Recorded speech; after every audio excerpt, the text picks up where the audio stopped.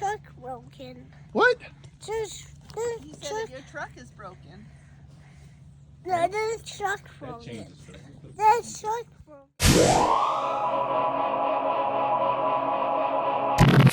Good morning, my name is Troy. Welcome back to the Addicted Motors YouTube channel, and this is my cabin. It's called Rover Woods on 23 acres up in the Blue Ridge Mountains. It's Airbnb, it's got trails and all kinds of fun stuff. And I'm here to do a little bit of maintenance this weekend. This is not a video weekend. But as you can see, we've got some video things going on, and let me get into that. But let me start by saying this is the life I live, and when you drive old crap cars around, and you need countermeasures, and yeah, you end up here. So we got something going on over here. We'll get back to the old power stroke later. But that's not the theme of this video, because look, where did I find this stuff in the middle of Virginia? Why do I have coolant? Why is it orange? Why do I have all these parts? Well, we'll find out in a second. And let's see if this Rover starts. And I haven't given a lot of backstory. So I leave. Oh, the keys aren't in. Where's the keys? Let's try this again. Let's see if this one starts.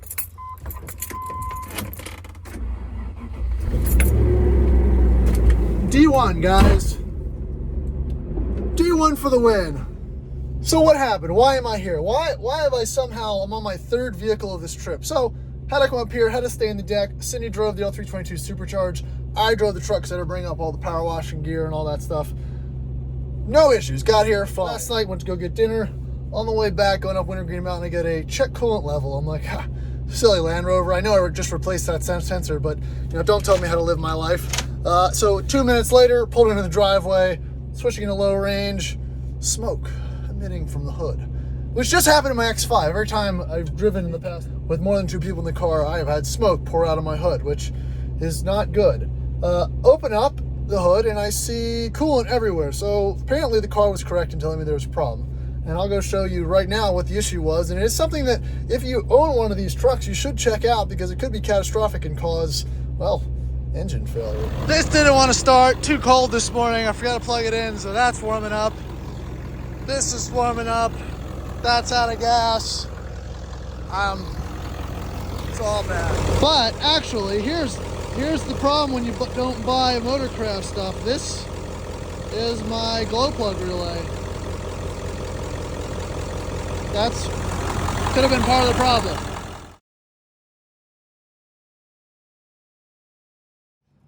All right, so we're back at the scene of the crime at the top of the trailhead of Rover Woods, where we left the L322 last night. After this, coolant smoke was seen billowing out from under the bonnet. And, like I said, I'm used to such things.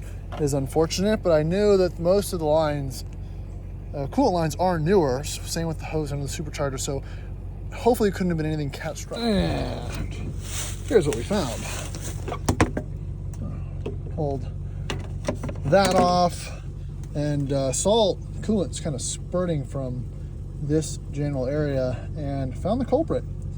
This hose right here has a nice gash in it because there's no retention clip here. So this was just flapping around and must have been making contact, or had gotten pushed under this lip and was making contact with the fan for God knows how long, which again caused a very small pinhole, but enough to kind of quickly lose coolant over about a couple miles. So luckily there's a parts truck on our yard, and my buddy Mike was on his way up this way anyway, so he dropped off the clip and the hose. We're gonna go ahead and replace that hose with the older parts truck one, which I'll probably have to buy a new one and replace it anyway, but this will hopefully at least get me home. But before I can make those fixes, this is a family weekend, so I have to go on a hike. I love trying to complete things, fix shit cars, and complete family tasks, and it looks like my ride is here. Yeah, that's a Land Cruiser, I know. All right, so the old one is off, and luckily I lost enough coolant that it really didn't make that big of a mess. To do it properly though, you can easily unclip and relocate this power steering reservoir and the air box. It just gives you a little bit more access. And you see it comes out of these, I guess they're supercharger coolant lines. I'm not sure. So we're gonna slap the new old one on, which doesn't seem to be that bad of a condition actually, and top her up and fire it up. I've installed the new old retention clip, so that'll hopefully prevent me from grenading that again. But, you know, something to keep an eye out. Again, this was not what I was anticipating to do this weekend. All right, so we've got it all provisionally buttoned up now. We're gonna top it up with coolant, let it run, let it bleed, move it around, check for leaks, and do it again. I think I might have, I'm not gonna say I dodged a bullet, but it is parking, just not for broken Land Rovers. Maybe it is for broken Land Rovers.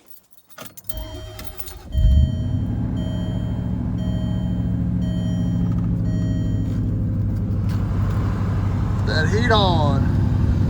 Okay.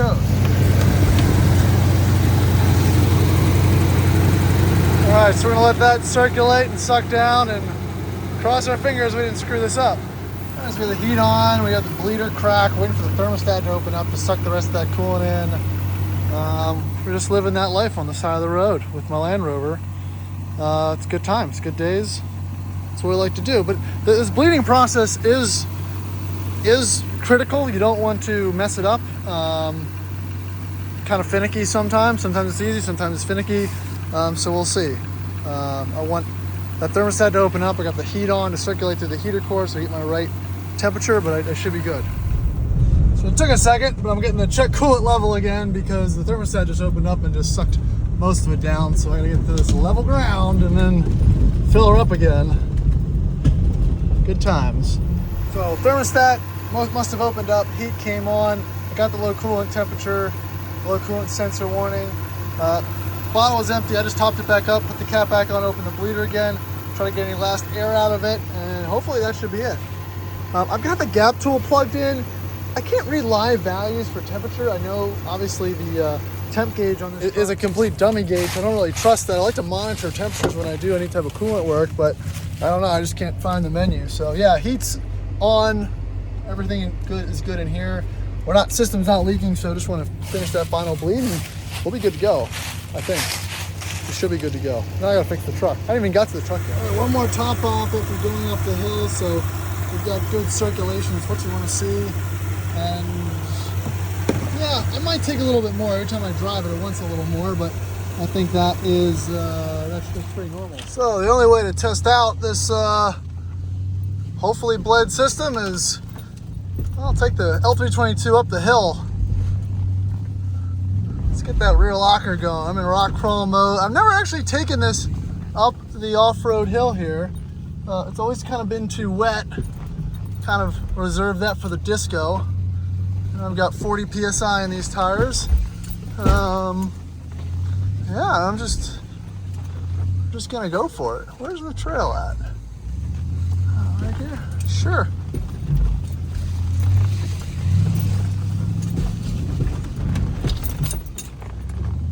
You know, a smart person would have been like, you know what, let's cut our losses.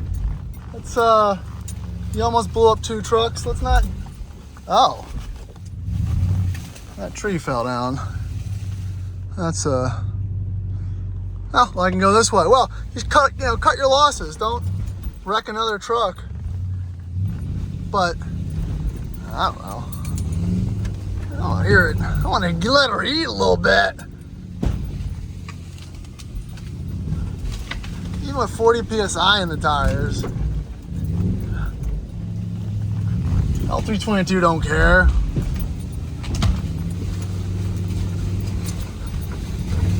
She sounds good. Yeah.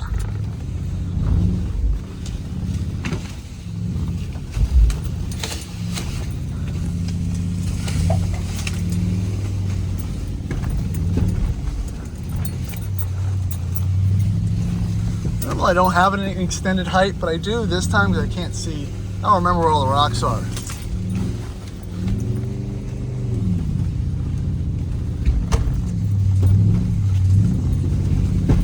It's weird having power just to motor up this stuff too. I often forget how good this is off-road. You know, owning off-road vehicles for me, the only best analogy I think of is being a bourbon connoisseur, right? You buy these rare, expensive bottles of bourbon with the idea of either saving it or selling it or trading it. And then one day you're like, oh, let me take a little sip. Let me test out this this investment, this hobby that I'm in. And then you're like, ooh, that's good.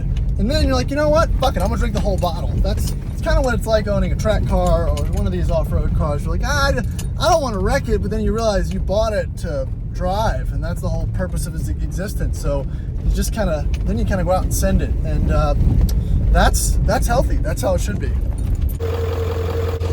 So the next fun thing on the list is this bad boy. We're just running now that it's warmed up a little bit. Here's an issue. This is an issue. I mean, that's why they tell you not to buy stuff that's not motorcraft. But came out this morning. I didn't plug it in last night. Probably dropped down at 30-some degrees. So I go to blow plugs 3 or 4 times. Crank, nothing. Plugged it in for a few hours, fired right up. Take the glow plug relay, replace the glow plug relay because I have it. Still getting a transcode. The overdrive buttons, the overdrive light is blinking. So we're just gonna let this thing warm up and kind of do its thing for a little bit. But I got the deck stain. So that's doing its thing, just running. This is charging because the battery's dead. That's a Land Cruiser. No, don't look at that. We're not looking at that. This cooling system is fixed. This is supposed to be a relaxing weekend, I think. And the deck is stained, boys. I didn't mess around with no hand stain either. I got a spray gun. Tell you what, this here Wagner paint and stain 9000. It's a doozy. Kind of a game changer. I don't know. I mean, I did this after I power washed it last night because I had to power wash it last night because children, and couldn't do it today because then it wouldn't have dried. You couldn't stay. It's a whole thing, right? The whole thing. So now this is done. The whole reason why we came here. We didn't come here to fix the L322. Didn't come here to replace the glow plug relay and fix the truck. But we're here now, so maybe it's time for a beer.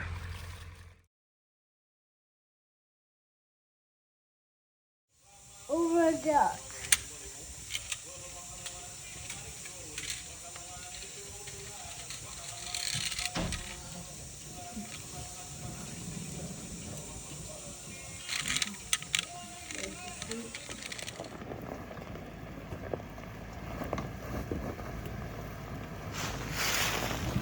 Does it feel like you're in low? Okay, well, if you get stuck on the other side, honk the horn. I'll come over. Woo! Yeah, we can't tell if it's in low or not for some reason.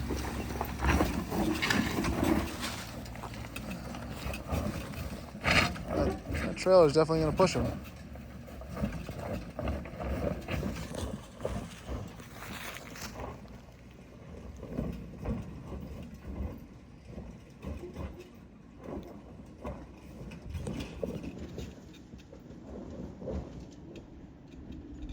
But again, Land Cruiser don't care.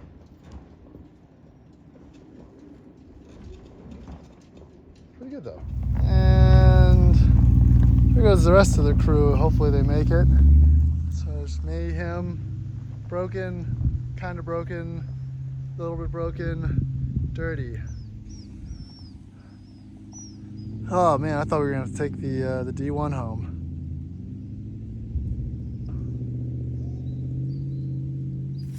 So, problem number 1 down there. Problem number 2 right here. So again, this video doesn't really have a whole lot of purpose besides the fact that people ask me all the time whether or not you should buy this car or that car or a Land Rover or an old Mercedes or whatever car that I've kind of dealt with. Old F-250s, diesel BMWs. I haven't even released the X5 video yet. A Freelander, any of these things. And it's very rarely the car's fault, I guess. As far as what the issue was here, I don't know what the issue was with glow plug relay there, that's probably just crappy non-motorcraft parts. But again, the cars didn't cause these issues, but mentally I know that because I drive older vehicles and shit can happen, that I am prepared to do what's necessary and carry the things necessary with me, even if it is uncomfortable, to make the repairs. Because if I'm putting my family in this or that, I mean, if both these cars were in another person's possession, and I'm not bragging or anything, and those incidents both happened, we'd be looking at, you know, probably $600 worth of unreasonable tow bills at a remote location to get them both back to either a shop or my house to look at. So, you know, I was able to cobble together the parts and the pieces and the coolant and able to bleed the system, and I had an extra glow plug relay for that. I had a long extension cord to plug it in for the heater block, you know, to at least warm the engine enough to start without the glow plug. So even brought an extra generator and a battery charger, you know what I mean? And it's like, and all that stuff might seem unreasonable to a normal person, but I don't want to be stranded, and, you know, I want to drive what I want to drive, and I don't want it to leave me stranded. I want to be prepared, if that is the case, to get myself out of the situation. So Cindy drove this back with the 2 kids, so I had to make sure it was perfect before she left, and we've 200 miles later, and that level is absolutely perfect. Put enough test miles on and bled the system enough to ensure that that wasn't going to be an issue. So we're better than we were before. Now this one's going to involve a little more diag. And again, this is my cabin cruiser. This is the one truck that I need to be reliable for my weekly forays to the mountains. And again, I don't know whether or not a little bit too much cranking burned out the glow plug relay, or it was blown out before, and that's why the glow plugs weren't initiating. It was a 39 degree cold start, so these things don't love that anyway. But I think with 2 shots of glow plugs, it should have functioned. So that, I'm on my second glow plug relay.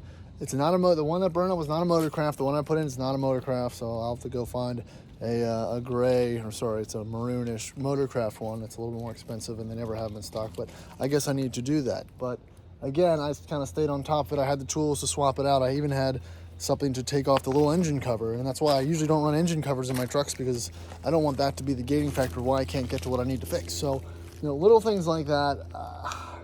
And again, if you're going down one of the roads of the thought process between owning something like this, you just gotta be ready, especially if you're going to a remote-ish location with your family and stuff in tow. You don't want to be the guy that screws it up for everyone else just because you want to drive something old and interesting. This is the way that you let that hobby not dictate what you drive. Case in point. So, catch you on the video. Next video. Thanks for watching, and please like and subscribe.